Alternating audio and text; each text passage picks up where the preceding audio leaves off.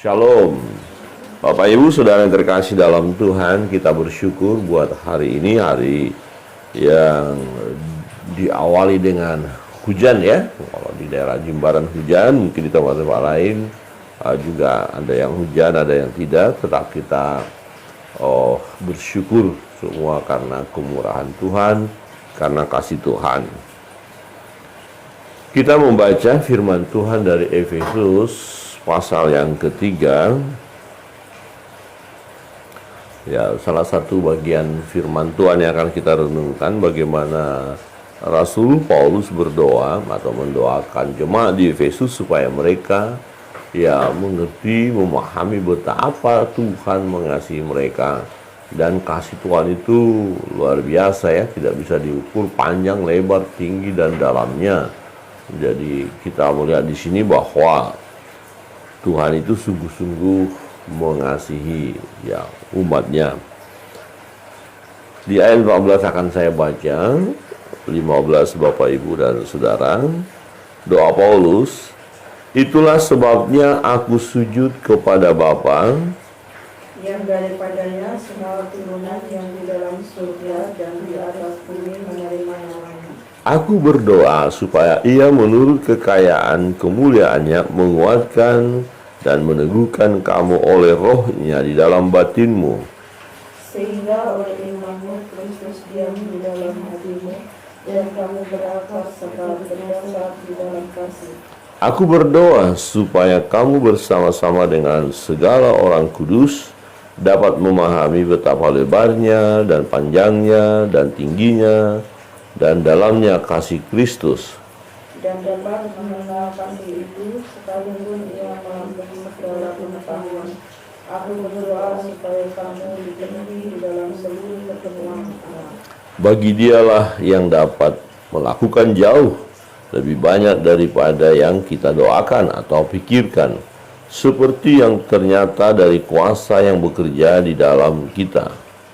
Bagi dialah kemuliaan di dalam jemaat dan di dalam Kristus Yesus turun-temurun sampai selama-lamanya. Amin.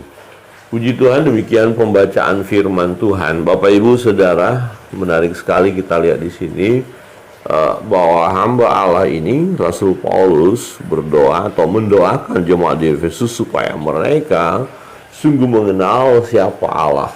Ya, pengenalan akan Allah dalam hidup kita sangat penting sekali dan sangat menentukan perjalanan hidup kita. Pengenalan kita akan Allah sangat menentukan apa yang akan kita kerjakan selagi kita hidup. Pengenalan kita akan Allah menentukan bagaimana kita menyembah Dia, memuliakan Dia.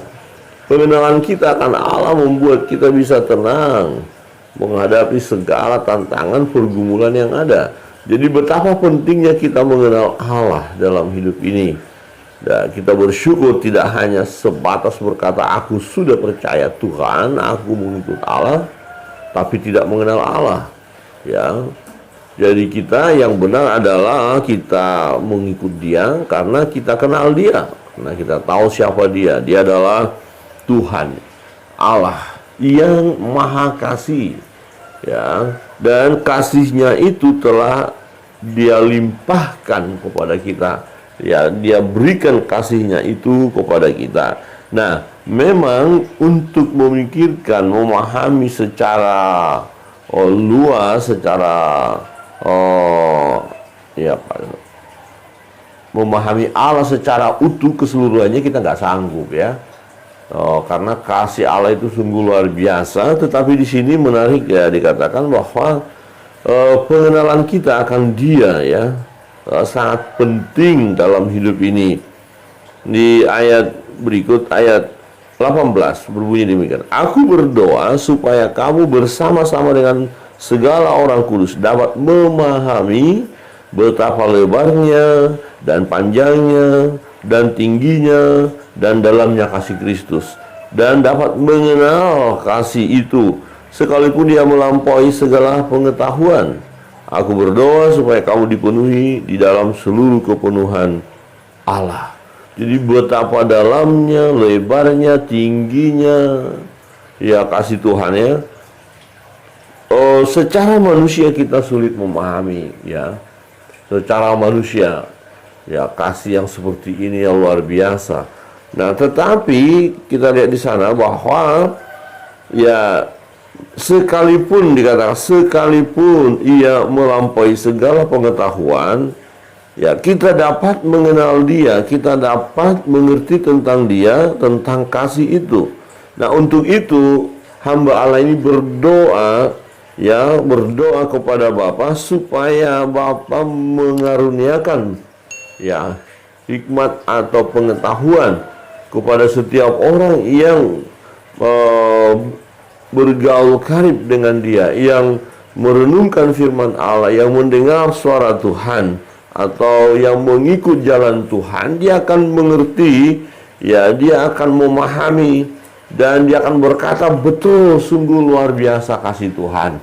Ya, paling tidak begini, kita hidup saat ini, pagi hari ini, itu adalah karena kasih karunia Tuhan. Karena kehidupan itu bersumber daripada Tuhan, dan Tuhan berikan kepada kita. Alasannya apa? Karena dia mengasihi kita. Ya, seseorang memberikan sesuatu kepada orang lain tentu karena ada unsur kasih di sana, ya. Jadi betapa dalamnya, lebarnya, tingginya ya kasih Tuhan. Saudara yang terkasih dalam Tuhan, dalam pengenalan kita akan kasih Allah memang sangatlah terbatas. Tetapi paling tidak ketika dalam perjalanan hidup ini kita introspeksi diri hari lepas hari, minggu, bulan, bahkan tahun-tahun yang kita lalui, dan sampai kita ada sebagaimana adanya saat ini. Bukankah itu karena kasih Tuhan?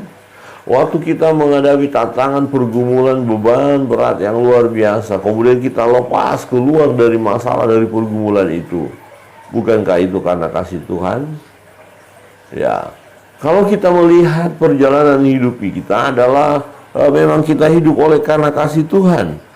Ya, di ayat 20 berkata begini, bagi dialah yang dapat melakukan jauh lebih banyak daripada yang kita doakan atau pikirkan, seperti yang ternyata dari kuasa yang bekerja di dalam kita. Ada kuasa Allah bekerja di dalam kita karena ada Roh Kudus di dalam kita, dan kita akhirnya sungguh menerima kebenaran ini bahwa Tuhan mengasihi kita. Nah, paling tidak dari perbuatan-perbuatan Tuhan yang telah Tuhan berikan kepada kita, ya, atau doa-doa yang kita panjatkan dan Tuhan sudah kabulkan, walaupun mungkin ada masih doa yang belum dikabulkan oleh Tuhan. Tapi dari permohonan kita, permintaan kita kepada Allah, dan Allah memberikan kepada kita, bukankah itu adalah karena kasih-Nya? Maka dikatakan, bagi dialah yang dapat melakukan jauh lebih banyak daripada yang kita doakan atau pikirkan, seperti yang ternyata dari kuasa yang bekerja di dalam kita. Jika ada kuasa Allah bekerja di dalam kita, itu pun karena kasih Tuhan. Ya, doa-doa kita dikabulkan oleh Tuhan, kita menikmati jawaban doa kita, itu adalah karena kasih Tuhan. Ya, ada permintaan-permintaan kita yang belum dikabulkan oleh Tuhan, itu karena kasih Tuhan. Jadi tentu Allah punya alasan mengapa permintaan kita belum dikabulkannya, ya, dan semuanya bermuara kepada atas pengetahuan Allah untuk memberi kebaikan. Ya, jadi sesuatu yang kita minta saat ini belum Allah berikan, ada maksudnya. Ya, ada maksud Allah. Misalnya begini, wah, kalau kita dapatkan apa yang kita minta itu, ternyata itu akan mencelakakan diri kita. Nah, maka Tuhan tidak mengabulkan atau tidak memberikan. Bapak Ibu Saudara terkasih dalam Tuhan. Nah, ketika kita memahami kasih Allah betapa dalam, lebar, tinggi, ya, ini sangat-sangat berpengaruh dalam hidup kita seperti saya katakan tadi. Jadi, misalnya begini, orang tidak memahami akan kasih Tuhan. Nah, ketika dia mengalami pergumulan, ketika dia mengalami masalah, dia kecewa, dia putus asa, dan merasa tidak berarti dalam hidup ini, dan tidak mampu melihat bahwa akan ada pertolongan. Ya, karena tidak memahami tentang kasih Allah yang besar, yang luar biasa, yang dahsyat. Nah, kalau kita mengenal kasih Allah, tahu tentang kasih Tuhan yang hebat itu. Nah, ketika kita dalam pergumulan, dalam keadaan yang susahnya luar biasa, ya kita mampu tenang menghadapinya dan berkata, aku tahu Tuhan akan menolong saya. Aku tahu Tuhan itu baik. Aku tahu Tuhan memberi kekuatan kepada saya untuk menanggung perkara ini. Aku tahu Tuhan bersama dengan saya. Jadi akhirnya kita mengalami ketenangan. Orang yang mengenal Allah dengan benar, dia hidupnya akan tenang. Ya, misalnya ingin sukses atau ingin kaya, dia tahu siapa Allah, dia akan berdoa, dia akan berserah kepada Tuhan. Tapi kalau tidak mengenal kasih Allah, dia akan pergi kepada kekuatan-kekuatan lain. Ya, dia akan melibatkan diri dengan okultisme, dengan penyembahan berhala, supaya mendapatkan apa yang dia minta. Nah, orang ini tidak mengenal Allah.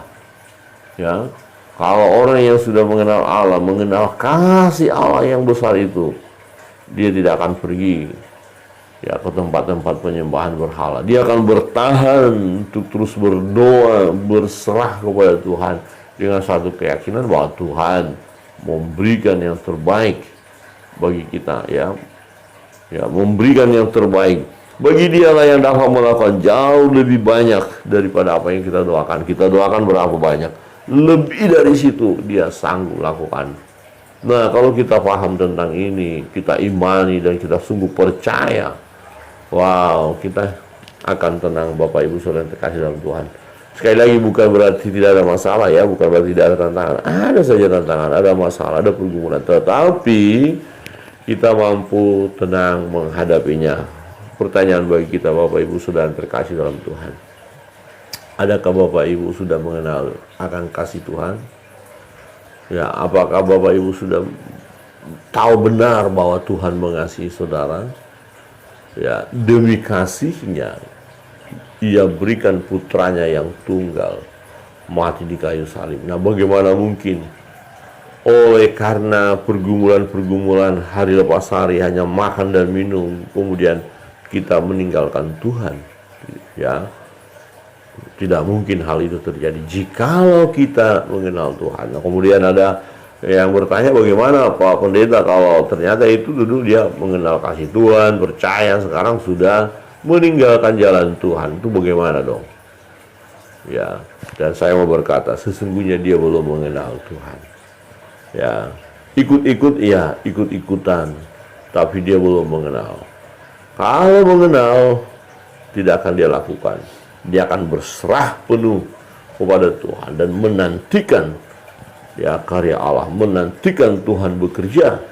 Ya, kita perlu memahami hal ini, ya, mengetahuinya, meyakini, menerima, dan kita mempraktekkan dalam perjalanan hidup kita hari-hari lepas hari. Ada doa-doa Bapak Ibu Saudara yang belum dikabulkan Tuhan, ya, jangan kecewa, jangan sedih, jangan berkata, waduh ini Tuhan tidak dengar doa saya, Tuhan tidak sanggup menolong saya. Sanggup, Tuhan sanggup, tapi ada maksud Tuhan mengapa harus ditunda dulu.